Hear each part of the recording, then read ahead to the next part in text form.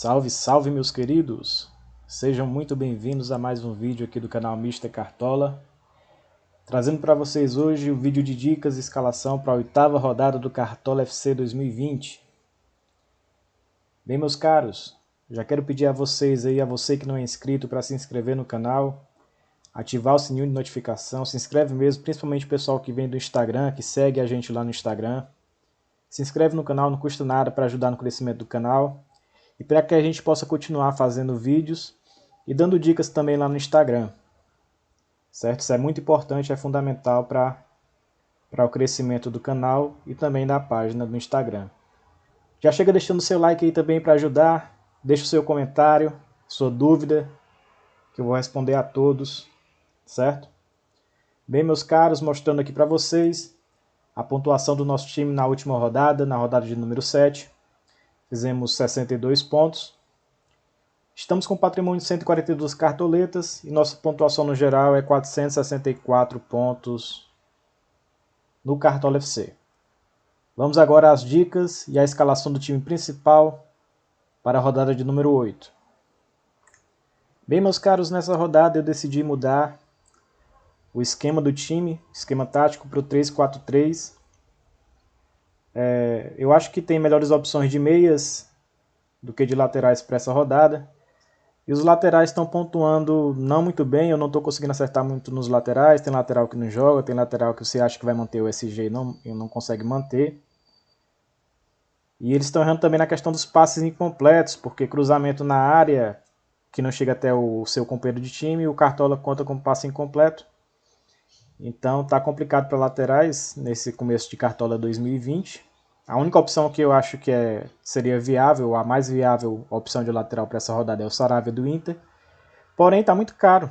Então, para a montagem do time aqui, com a quantidade de cartoletas que a gente tem, a gente decidiu deixar aqui no esquema 3-4-3. Ok? Começando aqui então pelo nosso goleiro. Goleiro para o nosso time, para essa rodada, será o Tadeu, do Goiás, que enfrenta o Sport fora de casa. E o Sport está entre os times que mais cedem pontos, defesas difíceis e saldo de gols para adversários. Portanto, o Tadeu, que está relativamente barato, a gente sabe que ele é um mito. Ainda não jogou fora de casa esse ano.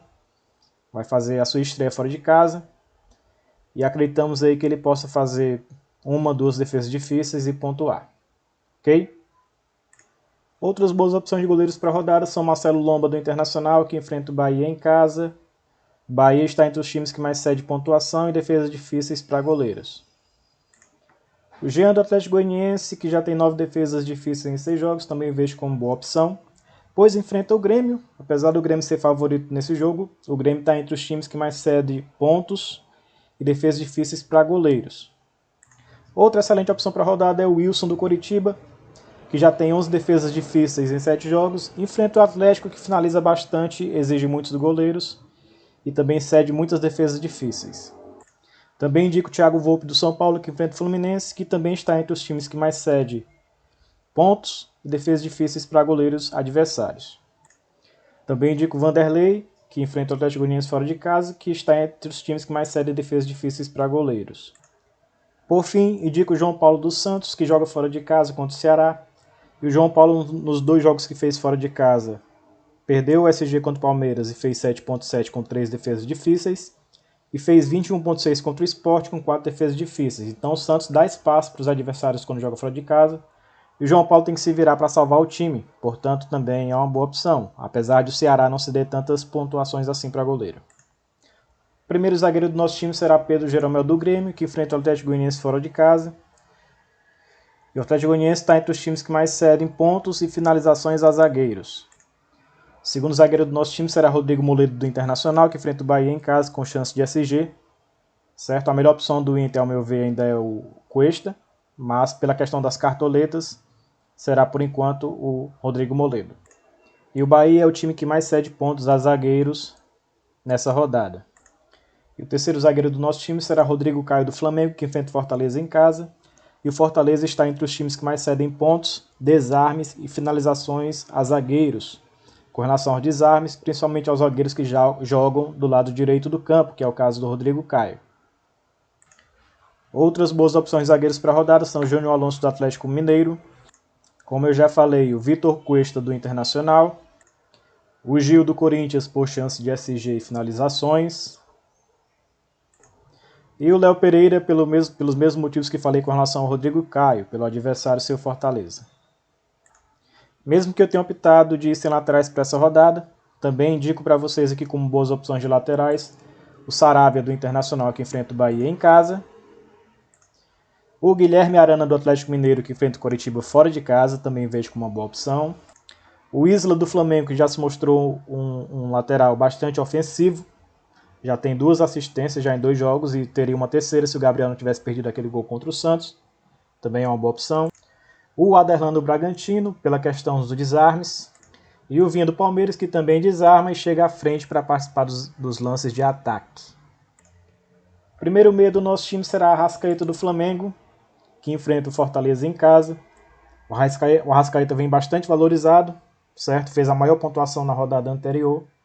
Precisa de pelo menos 15 pontos para não desvalorizar, mas enfrenta o Fortaleza, que está entre os times que mais cedem pontos, finalizações e gols a meias.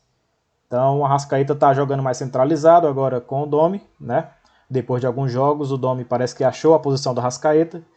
Então ele está mais participativo das jogadas incisivas ali de ataque, tá? Está mais próximo do gol também. Então o Arrascaeta será o nosso primeiro meia. Nosso segundo meia será o Thiago Galhardo.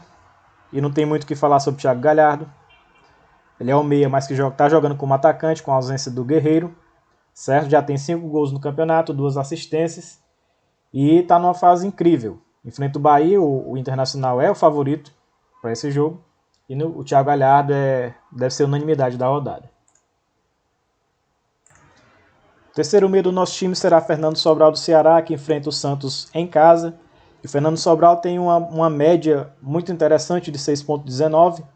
E ele vai bem, principalmente jogando em casa, já tem 26 desarmes. E também chega à frente para finalizar. Fez um gol na última rodada, porém estava impedido. E o Santos, quem assiste os jogos, vê que o Santos ataca, mas também dá espaço para o time adversário atacar. Então eu vejo um jogo aberto entre Ceará e Santos. Fernando Sobral vai ter chance de pontuar bem tanto com desarmes como com scouts de ataque, como finalizações, assistências e gols. Ok? Nosso quarto meio por enquanto será o Bosquilha do Internacional, que enfrenta o Bahia em casa. E o Bosquilha, nos 2 jogos que fez em casa, contra o Atlético Mineiro e contra o Santos, tem 6,5 e 6,6, com 6 desarmes em cada um desses jogos. Ele também chega à frente, finaliza de fora da área, finaliza para fora, finaliza ao gol, certo? Também sofre faltas.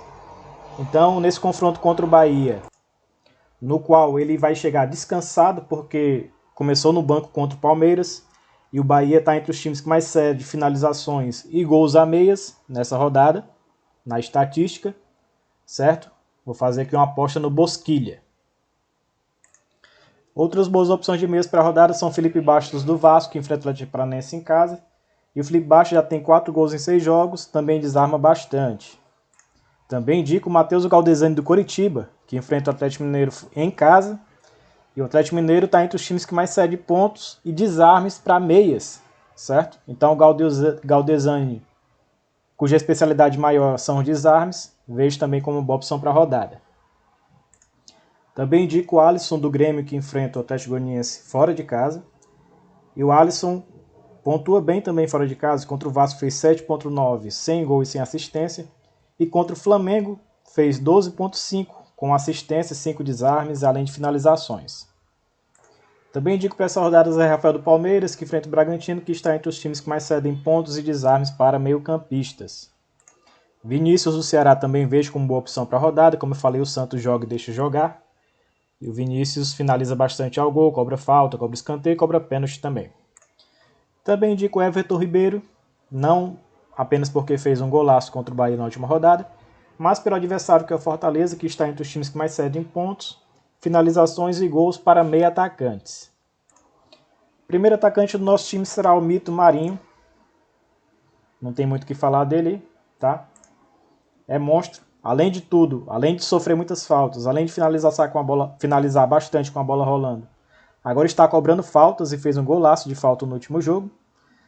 Certamente é uma excelente opção. Nosso segundo atacante será o Gabigol, que enfrenta o Fortaleza em casa. O Gabigol não jogou o último jogo, certo? Mas vem de boas pontuações. E tem tudo para fazer pelo menos mais um gol contra o Fortaleza. Nosso terceiro atacante, por enquanto, será o Luciano do São Paulo, que enfrenta o Fluminense em casa, certo? É um dos seus ex-clubes, mas não estou escalando ele pela questão da lei do ex, até porque não acredito. Mas o Fluminense está entre os times que mais cedem pontos, finalizações e gols para atacantes adversários, principalmente centroavantes, tá?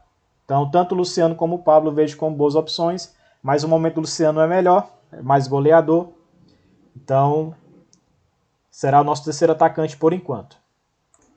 Outras boas opções de atacantes para essa rodada são o Cano, do Vasco, assim como seu companheiro Thales Magno, que enfrenta o Atlético Paranaense em casa. O Atlético Paranaense está entre os times que mais cede pontos para atacantes adversários. Também indico o Claudinho do Bragantino, que é o atacante com a terceira maior média dentre os prováveis para essa rodada.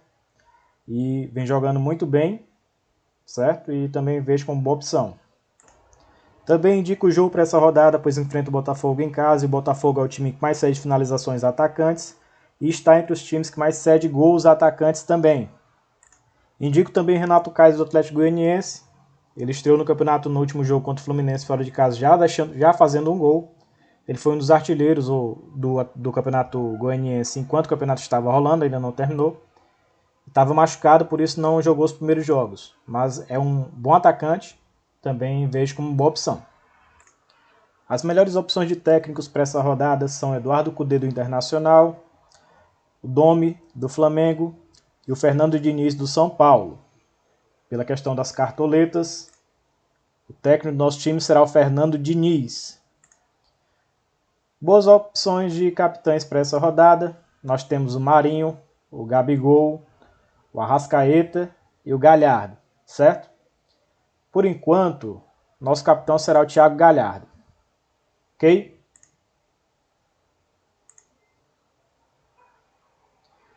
Time montado então no 3-4-3, com Tadeu no gol, Rodrigo Caio, Moledo, Jeromel na zaga, Bosquilha, Galhardo, Sobral, Arrascaeta no meio, Marinho, Gabigol e Luciano no ataque, técnico Fernando Diniz.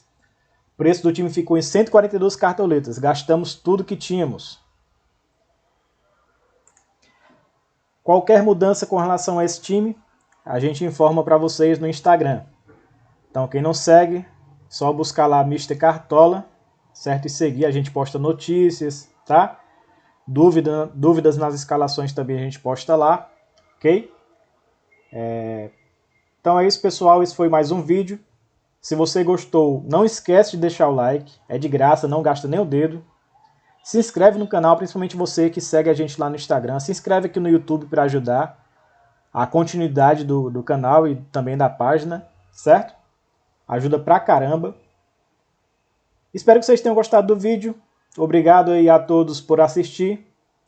Até a próxima. Valeu!